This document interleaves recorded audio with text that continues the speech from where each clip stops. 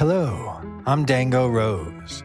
Welcome to the Mountaineer Podcast, where everybody's listening. The Mountaineer brings you the latest news of the Peak to Peak region, in print, online, through our podcast, social media, and special publications. Now, listen in to the latest news of the area with our local journalists.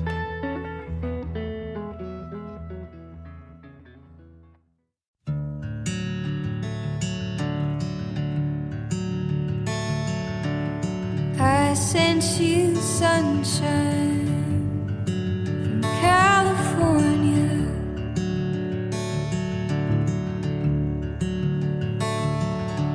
You lived in the city then. You never got it. The song that you are currently listening to is called Egret, and it's from the Dead Nettle EP Arc, written and performed by Lindsey Wall. If you want to see her perform live as Dead Nettle, then be sure to head to the Gold Hill General Store located at 531 Main Street in Gold Hill on Thursday, September 4th, 2025, starting at 7 p.m. To learn more about her music and find her social media, be sure to head to her website at deadnettlemusic.com. I was your silhouette, a shadow you wish you'd shed. Ooh.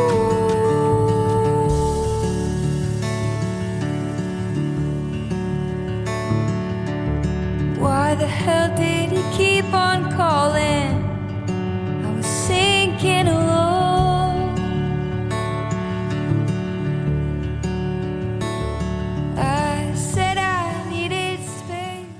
Hello there, everybody. My name is Jamie Lammers, and welcome to Music of the Mountains, Where to Be and What to See, brought to you by the Mountaineer Podcast. It's been a while since I've been able to get an episode of the podcast out, and I promise the next couple of episodes are going to be community-centered episodes. But today, I'm going to give you a double feature of Music of the Mountains. Before we get into today's episode, though, it's time for our regular preliminary announcements. If you haven't subscribed to the Mountaineer and you want to support local news from peak to peak, then be sure to head to the mtnear.com and click on the subscribe button in the top right corner of our homepage. From there, you'll get full access to our digital archives and scanned copies of our physical newspaper, and you can choose to send a physical subscription to your mailbox or send a subscription to someone that you love. If you're interested in being involved in the Mountaineer paper or podcast in any way, shape, or form, then be sure to email info@themountaineer.com to contact our editor-in-chief, Barbara Hart, media@themountaineer.com to contact myself, and or frontdesk@themountaineer.com to contact our advertising department. To learn more about our advertising bundles, you can also head to the mtnear.com/advertise. And finally, our top story today, brought to you by Brittany Wagner. Our top story today comes from Christopher Kelly. Colorado Press embraces collaboration and innovation. The 147th Annual Press Association Convention was held over the weekend of August 14th through 16th, with the theme of the three-day event shifting dramatically from focusing on surviving to collaborating and innovating with local news solutions 2025, building capacity to meet the moment. For the Better News Contest, which awards excellence in journalism for 2024, the Mountaineer won a total of 42 awards, including Excellence in Editorial, Excellence in Advertising, Excellence in Photo and Design, and Excellence in Mixed Media, and the 2024 Award for General Excellence. You can read the full story in this week's Mountaineer or at themountaineer.com. Thank you, Brittany, for bringing us our top story. And now, let's get into today's episode of Music of the Mountains. Our first guest, do you mind introducing yourself real quick? Yeah, I'm Lindsey. My artist name is Dead Nettle. Yeah, I'm from Santa Cruz, California, and I spend a lot of time in Nashville, so part-time in Nashville. Yeah, that's me. And you will be performing at the Gold Hill General Store very soon. Yep, playing there about a week and a half now, September 4th. We recorded this interview on Wednesday, August 20th, 2025. Of course, her performance is coming up in a few days from now. So let's get some background on you as a musician. How did you get started in music in the first place? Yeah, well, none of my immediate family was really into music or like playing music, but definitely listened to it.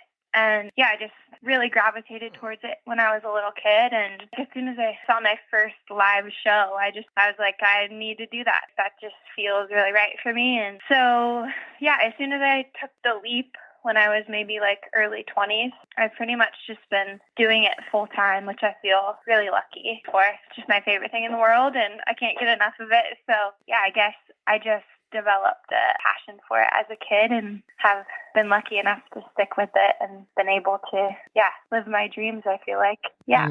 And are there any influences that have stuck with you throughout your time developing your musical voice? Yeah, I feel like there's definitely a lot of my newer stuff that I'm putting out later this year is a little bit more, there's a little bit more rock influence, but I think there's still the common thread of a lot of the folkier stuff that I grew up listening to. Joni Mitchell and Bob Dylan, Neil Young, all that kind of stuff, really, I feel like grew me up and is a part of Bruce Springsteen, just all of that really. Yeah, all that kind of stuff shaped me, I think, as a young kid listening to music. And now I have a lot of different things that I listen to, but I think that folkier sound, the singer-songwriter sound is always going to be a part of what I do just because it's so strong in my early years and my inspiration.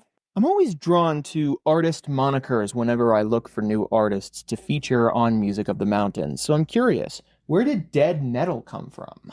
Well, I am a florist as well. I've been doing flowers since I was in high school along with music. So when I'm not touring, I'm working weddings, or there's this shop in town that I work for. I just love doing that. I love that type of art. And so, of course, I gravitate towards plants and flowers. And a dead nettle is actually a plant. It's called a dead nettle because the leaves look like a stinging nettle, but they don't sting. So it's a dead nettle. Actually, I was walking around Nashville one day in the winter, and I saw one popping up through the concrete. There was nothing else blooming at the time, and they have these little purple flowers. And I just really gravitated towards just the idea of a dead nettle. It's really fierce and strong, but also soft.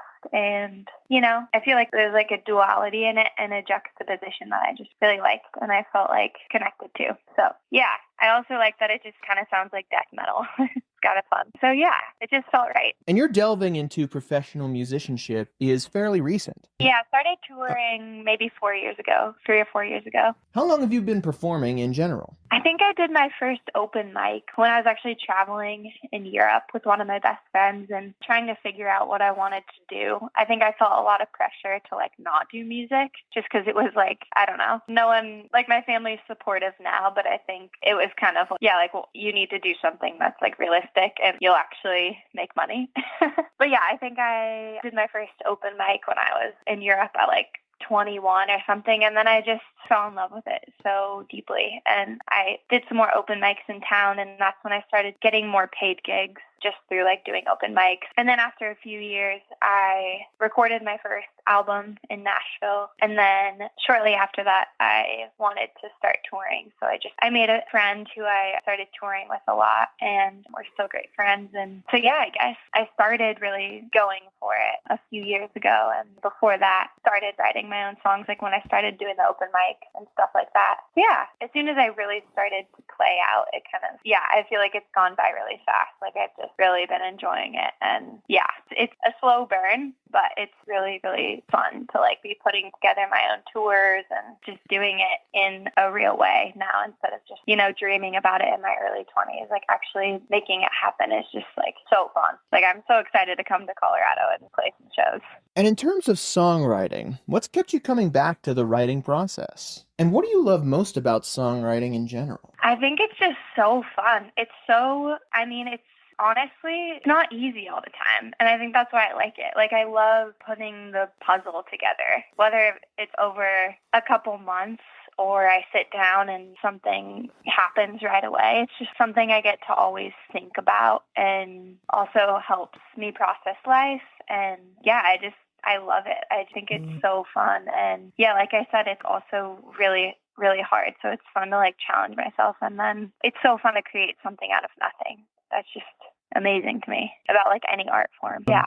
And what do you love most about performing live and sharing your music with an audience? I think it's just like a really powerful connection. It feels really powerful to sing about like vulnerable things and hope that you're resonating with other people. And I think feeling that connection is just really powerful. And I think it can be really healing on both sides. Yeah, I think it makes all of the hours you spend alone working on songs and doing that part of it so worth it to be able to share them with people and have that connection in real time. Is there anything that you hope people will take away from your music or your shows? Let's see. I mean, that's a big question. I mean, I think that just the power of vulnerability. I think to like stay connected as people, like we have to be vulnerable and kind of be open with each other. And I think music for me helps me to open up and to kind of like understand myself. Humans are so complicated and relationships are so complicated. Yeah, I think I hope to like keep opening people up or make them reflect a little bit with my music. So you've already released your debut album, How I Thought, and your follow-up EP, Arc. Do you have any other releases in the near future? Oh, yeah. I got definitely some things I'm really excited about putting out. I have, I think, 7 songs finished and going to jump back in the studio when I get back from tour. Hopefully get a couple more down, and I'm hoping to release a full album by the end of the year. And that's the plan. So definitely really excited about sharing these new songs because some of them have been around for a while, and I've just been like so excited to put them out. And I'm going to be playing a lot of them on the road as well, just trying a lot of new things out. So yeah, definitely some new things coming out by the end of the year. Yeah. And is there anything coming up for you musically that you want to talk about? I mean, definitely got some exciting things happening in the next year. There's a possible collaboration that might be happening. And yeah, can't really say yet, but that could be on the horizon, full album and lots of new merch as well. I'm excited. I'm actually working on my own. Have you ever heard of block printing? So you kind of just like make your own stamp. So I'm actually working on that right now. I'm making a design for some new merch for this tour. And so we'll have some new merch that I handmade. Hopefully it turns out okay. And yeah, I think this year has been a little bit of a slower year for me, just wanting to focus on writing and recording. This is one of the only tours that I'm doing actually this year, and I'm really excited about that. But then, yeah, next year I'm planning on touring a lot more and kind of having a bigger year. So yeah, excited to share these new songs in Colorado and get it going, get it started with that.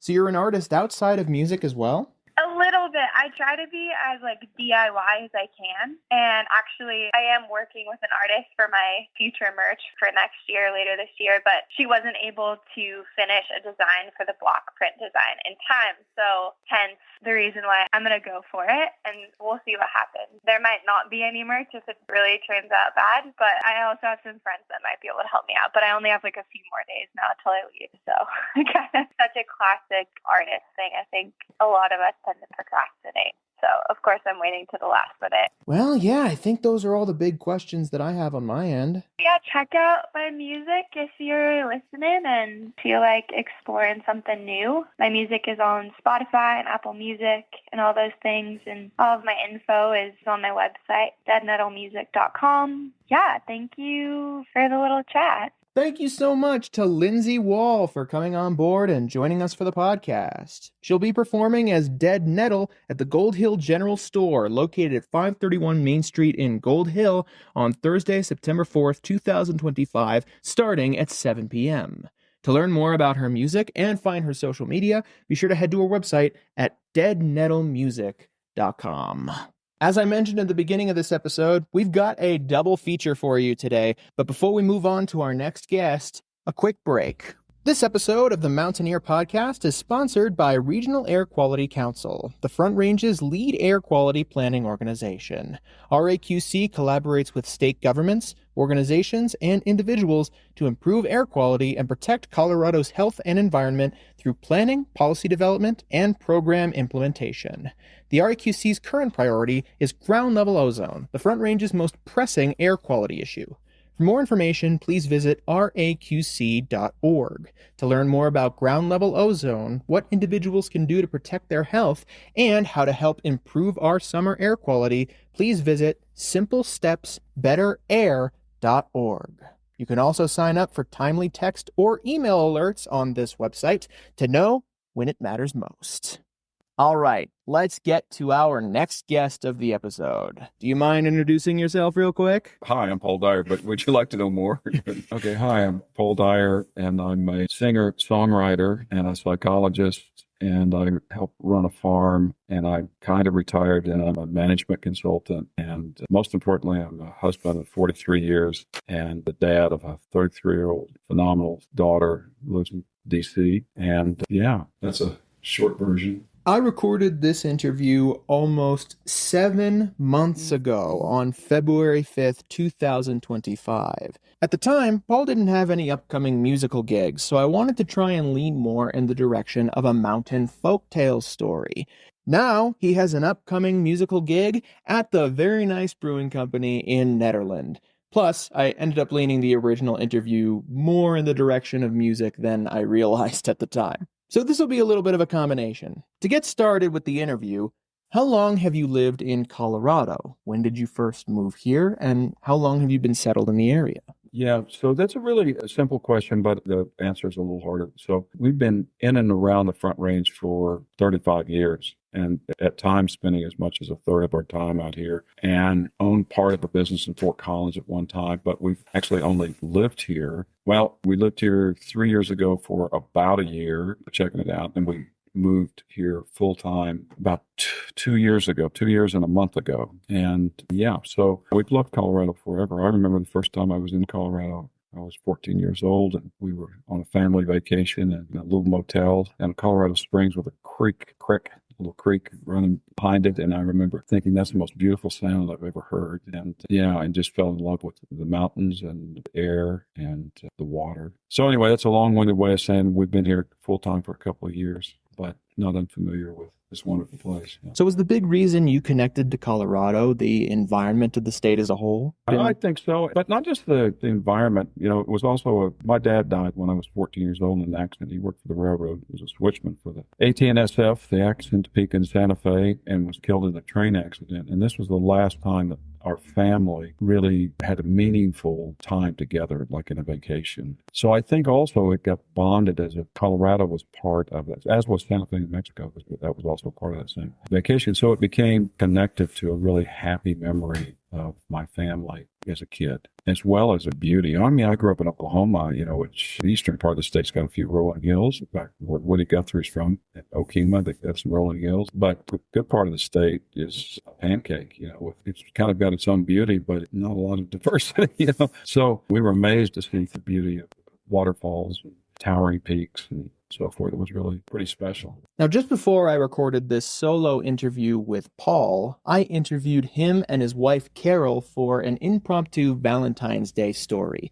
In that interview, they told me that since their marriage, they have moved 27 times. So what's kept you moving around? And were the 27 times primarily in Colorado? Were they primarily in and around the United States? That's elsewhere. As part of the witness protection program, no, that's not true. So it was almost all job related, although a lot of it was certainly voluntary. But also it was, I had my own business when we got married, but I quit that business, went back to university, went to school, and we moved several times during that period. We lived in Oklahoma, where we were born, lived in Michigan for a number of years, lived in Florida for about 20 years. We lived in Texas. We lived in Iowa very, very briefly, lived in Kansas, lived in Lawrence. Lawrence is a great town, by the way. That's an awesome town. But it was always just trying to make life work out. So we were in Michigan, and then we had a daughter. This is an example. We had a daughter, and we wanted our daughter to be closer to her grandparents. So we moved closer to them. That's when we moved to Kansas. And so it was partly career, partly a family kind of decisions. What allowed you to finally settle here in Colorado?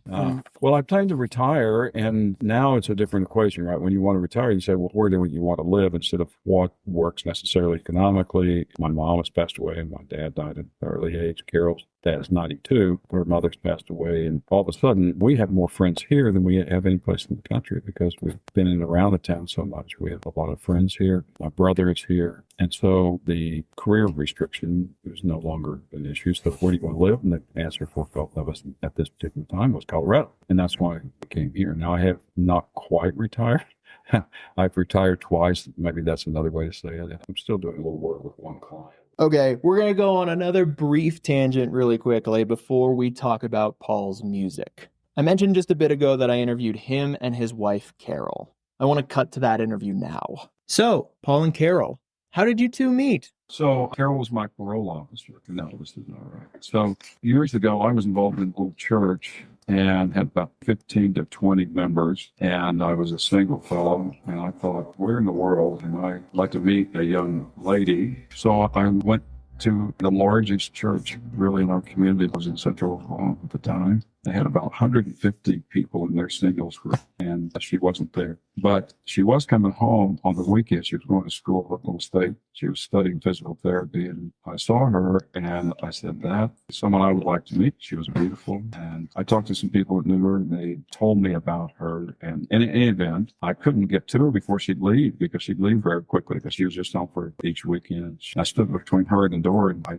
found out someone that she knew and said, do you know such and such, Gary? And she was surprised that I knew him. And anyway, that was how we met. Is that the way you remember? Yes. Yeah, and it was a very fast love affair. We've been married 43 years. And how long did we date before we decided to get married? Oh, 2 or 3 weeks. About 2 weeks, 3 weeks. But we waited a year. We didn't get married for a year. And so that's the short version of that. And I assume a lot of the reason you guys ended up waiting a year is to make sure it was the right move for you both. Yeah. Well, yeah, we didn't want to freak her parents out, and we didn't want to freak our friends out too much. You know, this was why we waited a year. Plus, she's a retired physical therapist, and she was in her senior year of physical therapy school. And I owned my own business, but I was closing that down because I was starting to school. I decided to go to school. So, yeah, that's why we waited a year. But when we met, Paul looked very young for his age. And I thought I wouldn't be interested. I wasn't really interested in a younger person. And then I talked to him and I thought, this guy has something on the ball, because I'd been dating all these guys my age at college that didn't quite have it together yet. And so immediately I was pretty interested in him, and very different from anyone else I had dated. So it turned out well. Well, I'm 6 years older, though, but she thought I was several I years thought he was younger. He was 6 years older. When I was 25, I looked 19. When I was 30, I looked 25. When I was 40, I looked 40. And now I just look old. People ask us what's our secret. We have no idea. Yeah, that is the answer. We have no particular It just answer. worked. We're happily married, really happily married, good friends, good partners, and we no secrets. Well, even if you don't necessarily have any secrets, it sounds like a big component of what's allowed your marriage to last as long as it has is communication. Definitely. And at the same time, we've given each other a lot of freedom. Mm-hmm. We don't do everything together. He has his things, I have mine, and then we do find a lot in common as well. Yeah, I think we're very different people. From each other. Yeah, just very different people. But we share values. This is important. And we're very committed to each other. So when you hit those bumps in the road, which are inevitable, and it kind of feels like, crap when you're hitting those bumps, that you're still committed. I think that's, for us, that's been important. And we've moved 27 times. So we've lived all over the country. And that's bonded us together, I really, think so, all too. those changes. And the other thing, we laugh a lot. We have a lot of laughter in our home and good sense of humor, and that helps. Well, Keep things light. You laugh at my jokes anyway, so and I appreciate that. So I'm curious, if you don't mind, when was your wedding day? May 17th, 1983. Good job. That last noise was a high five, by the way. And through all the time you two have been married, there has obviously been a lot of change. How have you guys been able to adapt together and separately through all of that change? I'm going to go back to something you just said. If you go and open the icebox, which you're welcome to if you want to, or wait, that's all on refrigerator, and you pull that open, you're going to see 2 kinds of milk.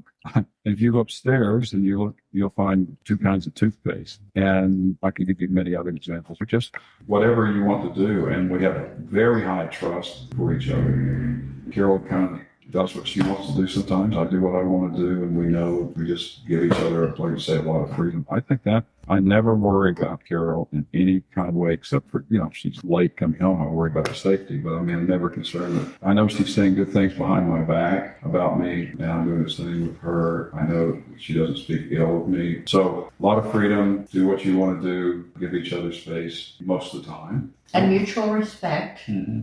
I love you.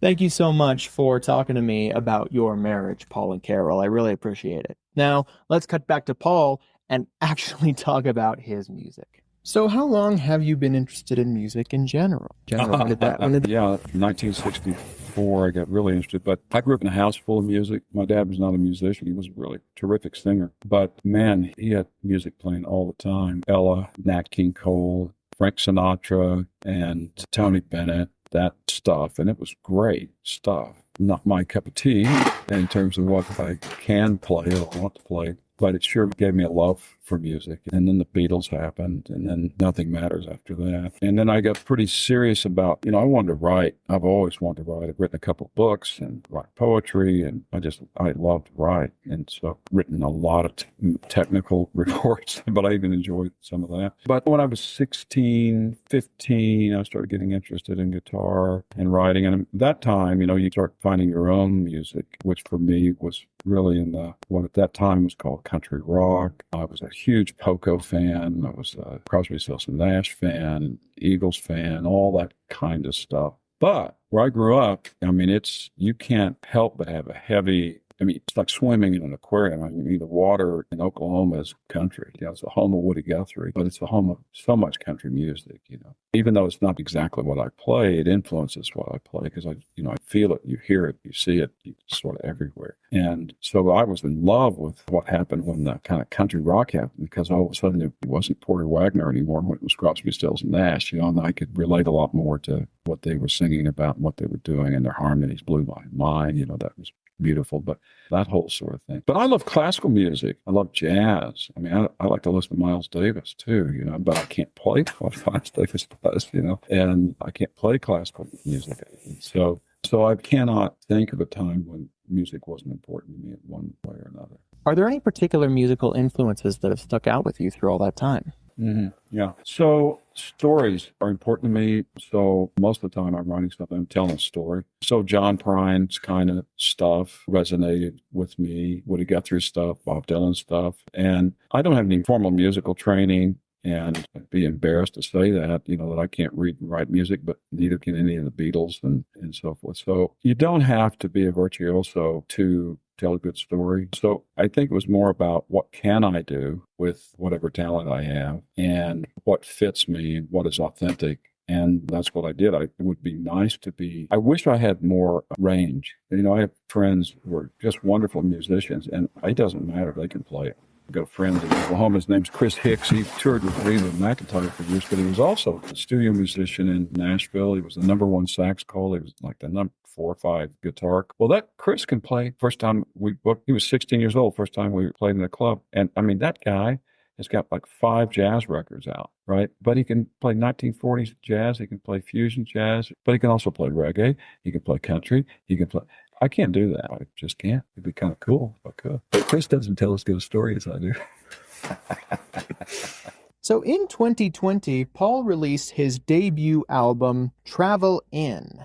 I listened to it on the drive to his place, and there were things about it that reminded me very much of Willie Nelson's material. Has Willie Nelson inspired you over the years?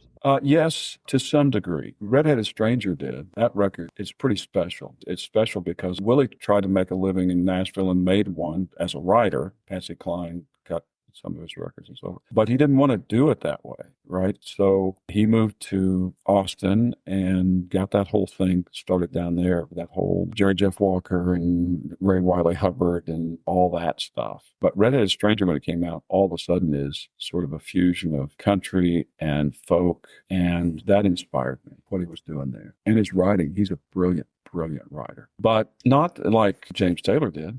I've listened to James Taylor, wore his records out. But yeah, to some degree, he inspired me more as a person, an artist, than musically. I mean, I didn't try to emulate him. I used to try to sound like Stephen Stills. I was okay at it for a while. I can't do it anymore. But I tried to sound like him to the degree I could, but I never tried to do that with Will. Some people have told me that some things I've done have reminded them of Willie. So how did Travel In come to be as an album? How did you develop and create the album? Well, it's pretty simple. I've worked my tail off in my day job. I started working when I was 14, and I was ready to, and I wanted to retire from that and work full-time in music and not be constrained financially by trying to have to make a living doing music full-time, which is, as you know, extraordinarily difficult, right? But here's what happened. A couple of things happened. One thing is before this record came out, I got diagnosed with leukemia, and I've been in remission for over a decade. But all of a sudden, when that happens, you say, well, look, if you're going to get your music somewhere where someone can hear it, this might be a good time. I was struggling with my voice during that time because I was having some trouble with some non-allergic rhinitis anyway, but we got it done anyway. But then COVID hit the same year. You may or may not know that in 2020, 50% of people with blood cancers, which I was one of them, that got COVID died. 50%. Pretty extraordinary number. And so I wasn't just, people say I was locked down. I mean, I was locked down. And I lived out in the country at the time, so it was a little easier. People had to work to come find us. But I didn't see people for, almost 2.5 years. It was pretty ridiculous, So we went through that. That put a stop on this idea of retiring because a lot of my job I can do virtually. So I decided I'll keep working while I'm doing that. So the impetus was, well, let's get this done while you can. So let's quit work. Oh, wait a minute. COVID put a bump in the road on that. And I've got enough material to do another couple records. I'm trying to decide whether to do that or not. I'm dealing with, I feel fabulous, okay, but I'm dealing with another health issue right now. I'm going into treatment for 6 weeks on that, starting at the Cleveland Clinic on 26th of February. Then on the other side of that, if everything goes as we hope it will, then I'm going to start trying to play again and maybe do a record toward the end of the year. So I've heard it said, if you want to hear God laugh, tell him what your plans are. You just don't know how things are going to go. And I got a great, great life, still having a great life. I hope to continue to have a great life, but I've had some bumps that every time I try to do music more. I also am finding as I've gotten older, I have less tolerance for some of the kind of places that you can play. I strangely want people to listen to what I've done. And if folks it's great if people are drinking and having a good time. I'm fine with that. But a lot of the music I'm playing is not meant for people to go two-stepping and hooting and hollering. You need to reflect a little bit. I mean, if you're writing a song about your best friend having a terminal illness, that's a little different than, hey, baby, I love you. So you want a kind of environment that's going to listen to that, to what you're saying, what the story is. And you hope that it touches them in a way that's meaningful to them. So I need more of a listening environment if I'm going to get out and do it again. And I don't have the tolerance to put up with some places any longer. So I may go there myself and make too much noise, but you work hard on these songs. Sometimes one pops out in a couple hours, but I got a song I've been wrestling with for 7 months, and I can't wrestle this sucker to the ground. So I will, hopefully, wrestle it to the ground. But when I do, please give me 3.5 or 4.5 minutes to share it with you. And I don't care if you boo at the end, just listen. Hopefully you won't boo. Hopefully it'll mean something to you too.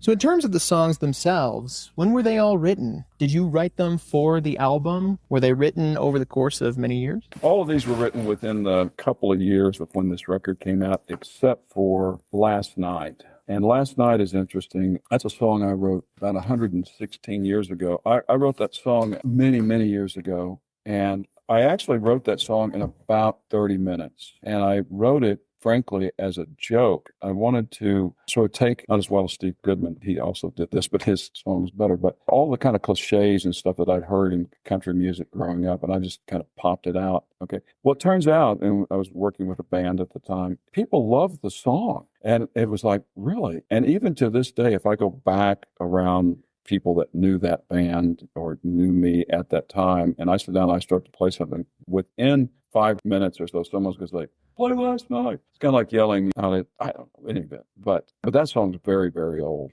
Now, the way it got done with Byron Berline and Terry Buffalo Ware on that song, and then having Myra and Chandra sing on that song, I love that song too, right? I mean, the way just because they were so great on there. And Byron Berline, what a gentleman he was. I mean, this guy's played with everybody that's anybody. He's played with the Eagles and Linda Ronstadt and on, Amy Lou and all that. And yet here he is in this little studio with me, and we'd do a cut. And I remember turning to the engineer, their owner of the studio, dear friend of mine, Wes Sharon, and Wes and I would just look at each other and say, oh my gosh, did you hear what he just did? And we'd say, that's great. Thank you, Byron. He'd go, no. Let's do it again. I can do better. And, for crying out loud, it was amazing what he had just done, but not good enough for him. And he was a real gentleman. Then he'd come in and tell you funny stories, including one about Levon Helm and Robbie Robertson sitting on the hood of a car when he met them, and then they walked in and played a place, and he told a story. I'm just in amazement as he's talking about those guys. Like, I would talk about Bill Smith and me having a beer when we were 17, or something, and he was a great man. Unfortunately, passed away not too long ago. What instantly came to my mind in terms of modern artists when Paul talked about audience members shouting to play a specific song is people shouting to Radiohead to play Creep, which Tom York has expressed he has since come to hate. Did you feel a similar disdain for Last Night after performing it so much? Like every time I've played it for the last 40 years. And I assume that recording it for this album kind of breathed a new life into it. Yeah, well, Wes had me sing it differently than I typically would sing it. And if I was to do it again, I would sing that song differently. I would do it the way I did it in the earlier days, which was more of a parody, of like almost a Waylon Jennings parody kind of approach to it. But Wes didn't like that, and he's a smart dude and Grammy-nominated guy and all that stuff, so I listened to him. But I'm proud of it, just whether I was on it or not. I'm proud of it because those guys they kicked it on that song. They did a nice job. So there was a lot about this album that felt really unique to me. I thought your vocal delivery felt incredibly casual. As a singer and musician, I'm always very particular about where the notes and rhythms fall for me in terms of particular pockets. And for you, the melody didn't have to fall in specific rhythmic pockets. It just felt very casual. Was that an intentional vocal choice on your part? So let me make sure I understand you. So you're basically saying I sing off rhythm. By the way, so did Nat King Cole. Nat King Cole was always behind the beat. It was really amazing. Listen to that. It's amazing. No, it was absolutely not intentional at all. That's just the way I do it. I don't know. And as I said, I struggled. There were times I had a very bad edema on my throat because I was having all this drainage. I had to dock off about 2.5 months in the middle of doing this record. And that's pretty much taken care of now, but I had a couple of little surgeries on it. But anyway, no, it's just the way I do it. I don't have any idea. That's it. I think it's a really good question. In fact, it caused me, I think I'm going to listen to my record now. Did I do that? So I'll tell you, it was, I don't think of myself as a singer. I don't think of myself as a guitar player. I think of myself as a lyricist, really, primarily. And I just sing it because I'm the cheapest hired help available to do it. And I enjoy it. And then when I'm in good voice, I really like it. But that's fairly unpredictable, isn't it? But I never think about it. So I'm an extraordinarily confident human being in most arenas of my life, except in music. And I think part of that is because I've had the incredible fortune of being extraordinarily talented people. Some of the best writers in the world, some great, great players. And, I just never think of myself being in that league. And you put me up in front of 400 or 500 people to deliver a speech, I'm happy to do it. And I'm more nervous singing in front of a great player than I am giving a speech to 500 people. Even though they're gracious and nice and all that, it's just like my own self-doubts. And I think that a lot of artists, I think when something is really, really important to you, okay, and songwriting is really, really important to me, then I think that the stakes are higher. I've been a university professor. I taught at the university. I've given lectures. I've done corporate events and given speeches. I've done a variety of things like that. I'm not nervous at all in those situations, but I think in a way it's because that's not me. I suppose it's a performance, but when I'm performing music, that is me. It's what really matters to me. I'm doing the best I can at something that I've got a real heart and passion for. So if you reject me there, you would really be rejecting me. I mean, so for me, that's dangerous, emotionally dangerous. At the same time, it's incredibly rewarding and thrilling. And if someone comes up to you and says, oh man, that song really touched me, boy, that's incredibly amazing and valuable and so forth. But it's a higher risk equation for me than a lot of other things I've done in life. And it's the place I have the least amount of confidence. So in terms of the music that you've ended up writing and performing over the years, it sounds like the big thing you always emphasize in your songwriting is the stories you tell through your songs. Well, I think so. Yeah, I think that's right. It's always about the song. I mean, it's always about the song. I mean, if Dylan had decided he wanted to be a Broadway star, we wouldn't know who he is. And how many really, really great singers, let's take the vocals from them, have you heard that you're completely uninterested in because they're not singing anything that touches you? It's always about the song. And then it's about delivering the song authentically. Why do we love to listen to Joe Cocker? I know a lot of these are older artists, but I'm older. But why do we still Google, she came in through the bathroom window from time to time? And because he really sings not great in a lot of ways, but he really sings great in some ways. I saw some of Prime's last performances, and they were very touching, and he had all those throat problems. He could barely sing, but the performances were really touching because he was delivering great songs authentically. So that, for me, that matters. This isn't for everyone. I mean, some people are just fine with melody and beat and tap your foot. I love you, baby. I love you, baby. A lot, baby. But not for me. I mean, that doesn't work for me. So in terms of the nervousness you have gotten when you go on stage, how have you been able to push through that over the years? Well, I'm not nervous by the second song, though. I'm okay after that. If I tell a joke and they laugh, or I sing a song and they clap, I'm good. But what's most rewarding is seeing it affect people. Have someone remember a song, see them 2 weeks later, and they say, oh, when you sang about, or you told, you did that song about, that means a lot. I mean, that's still, to hear my wife upstairs humming one of my songs, or hear her sing one of my songs when she's not thinking about it, that's really meaningful. That means, so that's gone from wherever songs come from, which no one knows, right? Greg Brown talked about, it's like fishing. You kind of throw a hook out, and sometimes you catch one and sometimes you don't. And he said, yeah, damn it, I'm always fishing downstream from Bob Dylan, and he gets all the big ones. But you catch the story about how did Michelangelo create David, right? He was asking how he did it. And this is apocryphal, by the way, I know, because I researched it, but it's a great story. And he said in this story, I didn't carve David, I removed all the things that weren't David. And that's kind of the way I think songwriting is. They come from somewhere else, and we have to open ourselves up to finding them, and then think about how amazing that is. And then you share it with someone, and now it's in their head. So has the meaning of Travel In changed for you over the course of the last 5 years, especially with the COVID-19 pandemic? No, I don't think it's changed at all. First of all, I got to tell you the story about Travel In real quickly. Why that name, okay? I wrote a song in there that was inspired by my uncle, and in the song, Willie, prime character, goes to the Travel Inn. Well, Travel Inn was a real place, and the Travel Inn was a place in my hometown I grew up in. It was a little beer joint, as we called it back then, kind of out in the country. Had a sign. They had a motto, too. It said Travel In, and the motto is Travel In, and in smaller letters underneath, Travel In and Stagger Out. But my intent was to share my music and record my music for whoever finds it, which I don't think is up to me. And I accomplished that. At that time, I have better songs now, I think.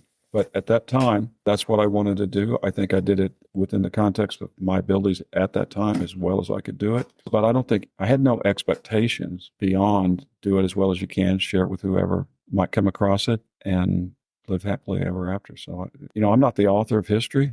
If I had, I probably would have written COVID off, and we wouldn't have done that one. I'd have skipped that one. But there was a purpose in it for some reason, and then you try to learn from.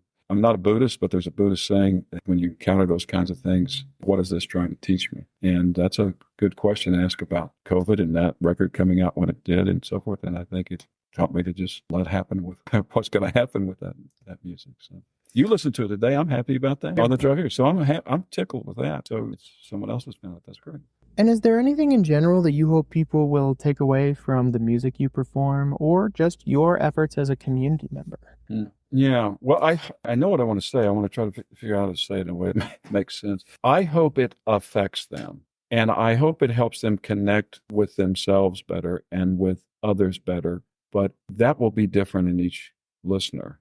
So nothing I do artistically, I don't want it to have a predetermined objective in the listener. I hope that as you listen to this music today, you had a mental image that connected you to something in the past, or you had a thought about something you'd like to happen in your future, or you remembered a loved one. Maybe it's not with you any longer and it brought back. So I don't know what that is. Sometimes I crack up, someone will come and say, oh, that song, I knew exactly what you're writing about and they tell me, and it wasn't anything about what I was writing about, but that's fine. That's fine. As a community member, because you ask about that as well, all of us, we're living in dark and difficult times. These are dark and difficult times. We have a divided country. We have a resurgence in racism. We have a resurgence in lack of compassion and concern about others. Who cares about poor people? Who cares about folks who are scared? Well, I do. And I hope as a community member that maybe I can encourage other people to care too. And what can we do? We can love the person in front of us. We can care about the person in front of us. You're going to encounter several people later on this evening. I am too. We can care about them. And so let's look for common ground. Let's learn how to be kind to each other again, or kinder anyway. It was never nirvana. So I want to not be divisive as a community member. I want to be a person who encourages others. That's it. And yeah, I'm just trying to think, is there anything else in general that you want to add before we sign off? No, just listen, I appreciate anybody that's interested in what I'm doing artistically. It's a very interesting thing to make a decision, and different people make different decisions about art in their life. And for me, I put it on the back burner. I made a living and made that being part of a family. And I've had a passion for music since I was a little child, but it never was in the forefront. And COVID kept it from ultimately being forefront. I hope that it return later this year to that. But not everyone would agree. I wouldn't do that differently because I've got a great life and I've got a great family and I've great friends and all that stuff. But it's interesting that artists have to make that decision so often. Which of those two paths to go down. And both of them have pain. That fork in the road both ways leads to pain a lot of times. So, the big question is for all of us, what matters?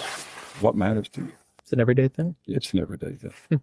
Thank you so much, Paul, for coming on board and joining us for the podcast. And thank you for bearing with me as I tried to figure out how to get this interview out on the podcast for almost 7 months. If you want to see Paul Dyer performing live, then be sure to check him out at the Very Nice Brewing Company, located at 20 East Lakeview Drive, number 112 in Netherland, on Friday, September 5th, 2025, starting at 6 p.m. To learn more about him and his music, be sure to head to his website at pauldyer.com.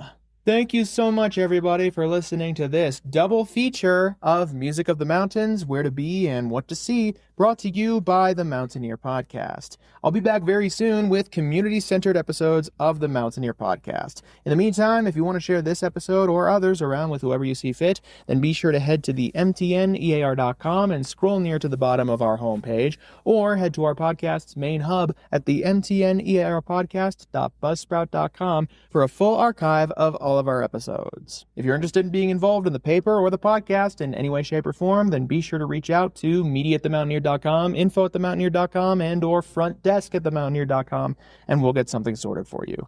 And finally, to find our most important links, be sure to head to any individual episode description of our podcast to find our Facebook, Instagram, YouTube, and events calendar, where you can submit local events coming up in the community or at your venues, and find other important pages at the top right side of our homepage.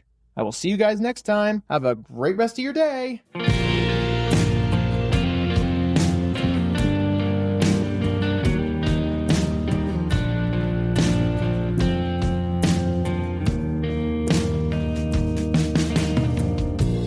Golden light on the evergreen, evening shadow on my floor. T-shirt and dirty jeans, another lonely night in store. The song that you are currently listening to is called I Don't Live There Anymore, and it's from the debut album by Paul Dyer, Travel In, which you can find wherever you get your music. Paul Dyer will be performing live at the Very Nice Brewing Company location at 20 East Lakeview Drive, number 112 in Netherland on Friday, September 5th, 2025, starting at 6 p.m. To learn more about him and his music and to find travel in, be sure to head to pauldyer.com. And time don't seem to be healing, especially the time when I'm alone. I need to put her picture in the drawer, 'cause I don't live there anymore.